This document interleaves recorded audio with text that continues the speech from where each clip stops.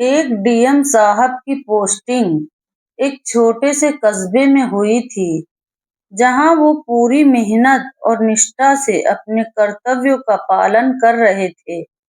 लेकिन कभी-कभी उन्हें अपनी पुरानी जिंदगी की कुछ बातें याद आती, जो उनके मन को उदास कर देती।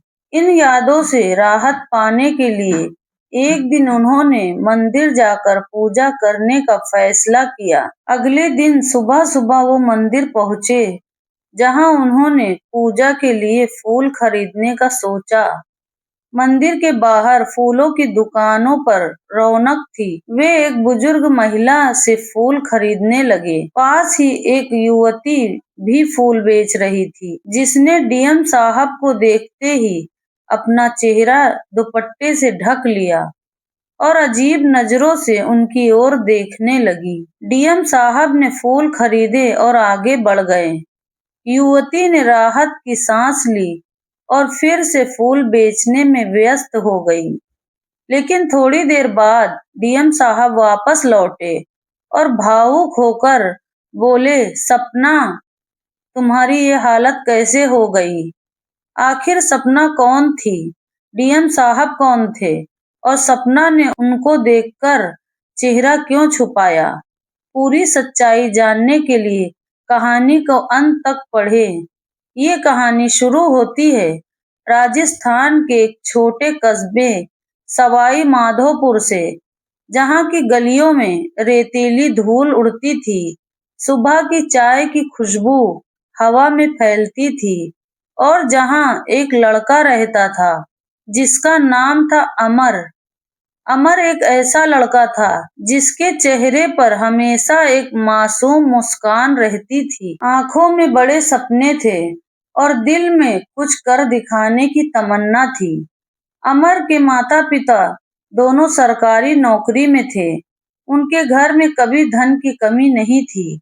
अमर के पास हर सुख सुविधा थी, अच्छे कपड़े, स्वादिष्ट भोजन, नई साइकिल और हर साल नया स्कूल बैग। लेकिन अमर का मन इन चीजों से नहीं भरता था। वो कुछ बड़ा करना चाहता था, जो उसकी जिंदगी को यादगार बनाए और लोग उसे सालों तक याद रखें। जब अमर ने 12वीं कक्षा पास की, तो उसके माता-पिता ने उसके लिए बड़े सपने देखे और उसे जयपुर के एक जाने-माने प्राइवेट कॉलेज में दाखिला दिलवाया। वो चाहते थे कि उनका बेटा पढ़ लिख कर एक बड़ा इंसान बने और उनका नाम रोशन करे। अमर भी उत्साहित था। वो कॉलेज की नई जिंदगी को लेकर सपने देखने लगा। नए दोस्त, नई पढ़ाई और जिंदगी का असली मजा। उसने अपना बैग तैयार किया, नए कपड़े पहने और कॉलेज के पहले दिन के लिए निकल पड़ा। लेकिन उसे क्या पता था कि वो पहला दिन उसकी जिंदगी को हमेशा के लिए बदल देगा। कॉलेज की गेट से अंदर घुसते ही अमर ने चारों ओर नए चेहरे को देखा। कुछ लड़के हंसी मजाक कर रहे थे, कुछ लड़कियां बातों में मशगूल थी। माहौल जीवंत था। अमर अपनी क्लास की ओर बढ़ रहा था। तभी उसकी नजर एक लड़की पर पड़ी जिसका नाम काव्या था। काव्या उसी क्लास में थी और इतनी खूबसूरत थी कि अमर उसे देखते ही रह गया। उसकी गहरी भूरी आंखें, लंबे रेशमी बाल और मासूम मुस्कान ने अमर के दिल में आग लगा दी। वो बस उसे देखता रहा। उसकी एक झलक ने उसे ऐसा जादू किया कि वो खुद को रोक नहीं पाया। पहले दिन से ही अमर का ध्यान पढ़ाई से ज्यादा काव्या की ओर जाने लगा। क्लास में वो किताबें खोलता, लेकिन नजरें बार बार काव्या की ओर चली जाती। जब काव्या मुस्कुराती तो अमर का दिल जोर जोर से धड़कता, लेकिन वो हिम्मत नहीं जुटा पा रहा था कि काव्या से अपने दिल की बात कहें। कई दिन बीत गए, लेकिन वो बस दूर से उसे देखता और ख्यालों में खोया रहता। रात को सोते वक्त काव्या के ख्याल उसे घेर लेते। वो सोचता कि अगर काव्या ने मना कर दिया तो क्या होगा, लेकिन उसके दिल की आग उसे चुप रहने नहीं दे रही थी।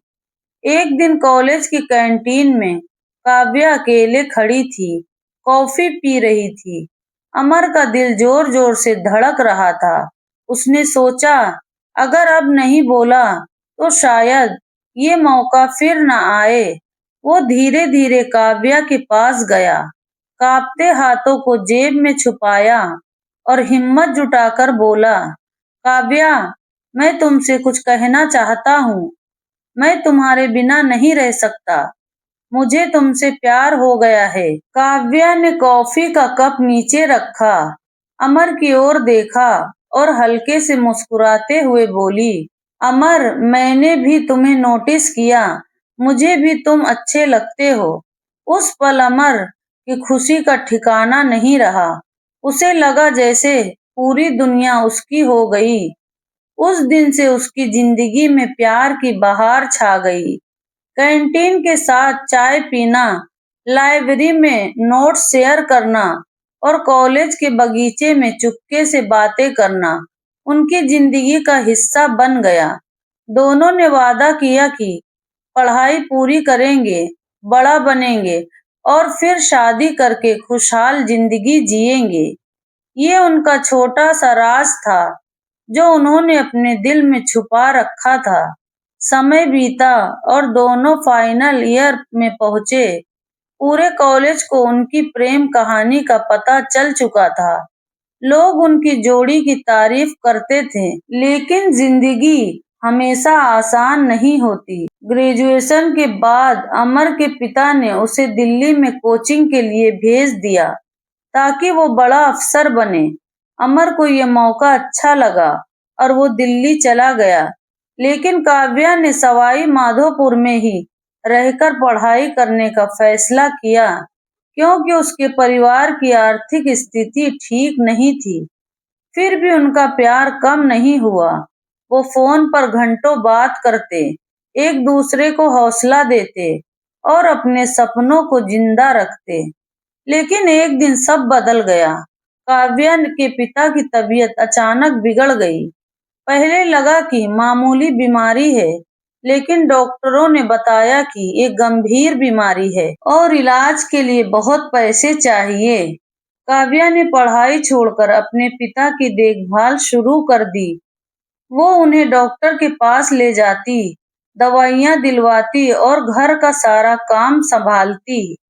उसने ये सब अमर से छुपाया, क्योंकि वो नहीं चाहती थी कि उसकी पढ़ाई प्रभावित हो। वो अंदर ही अंदर टूट रही थी, लेकिन अमर से झूठ बोलती रही कि सब ठीक है। इधर अमर ने मेहनत की और यूपीएससी का एग्जाम पास कर लिया। वो डीएम बन गया। उसने सबसे पहले काव्या को फोन किया और खुशी से चिल्लाया, काव्या, मैं डीएम बन गया हूँ। अब बस ट्रेनिंग बाकी है।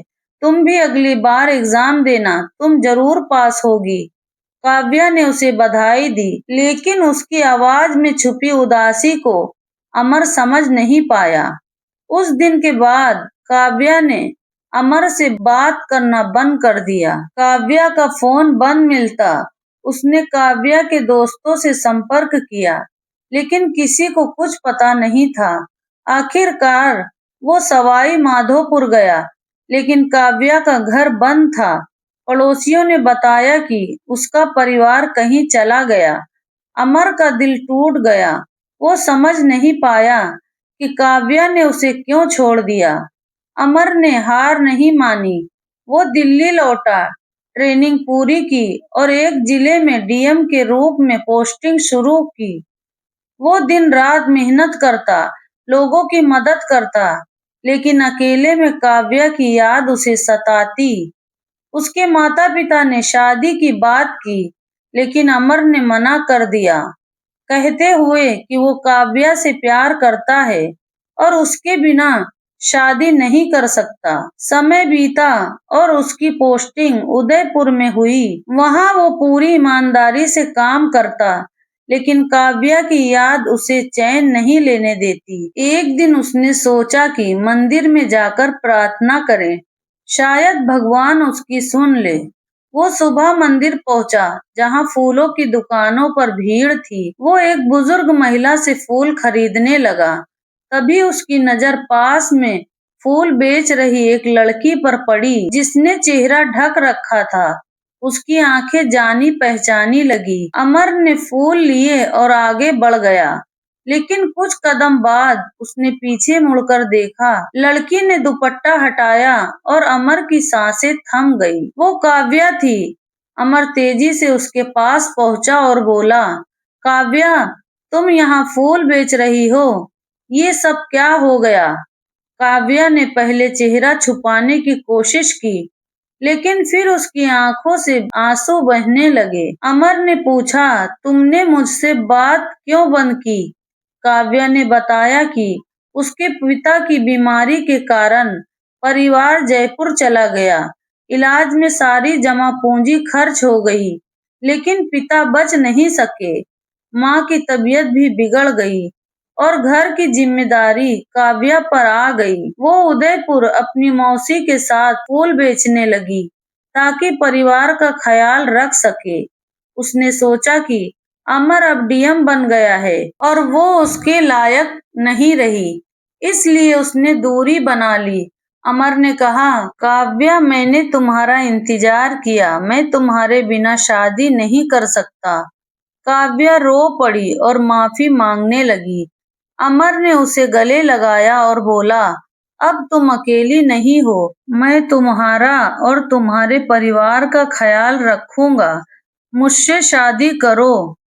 काव्या ने पहले मना किया, लेकिन अमर के आग्रह पर मान गई। दोनों के परिवारों ने शादी के लिए हामी भरी। शादी धूमधाम से हुई।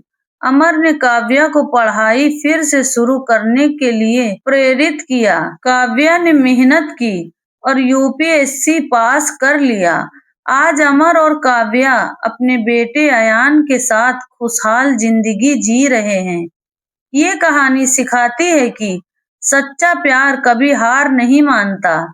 चाहे कितनी भी मुश्किलें आए, उम्मीद और प्यार जिंदा रहता है। आपने कभी अपने प्यार के लिए ऐसा इंतजार किया? अपनी कहानी जरूर साझा करें। तो साथियों, आपको ये कहानी कैसी लगी? कमेंट बॉक्स में जरूर बताएं। स्टोरी अच्छी लगी तो लाइक करें। मेरे चैनल कहानी की शान को सब्सक्राइब करें और अपने दोस्तों के साथ शेयर करना ना भूलें। पूरी कहानी देखने का आप सबका धन्यवाद।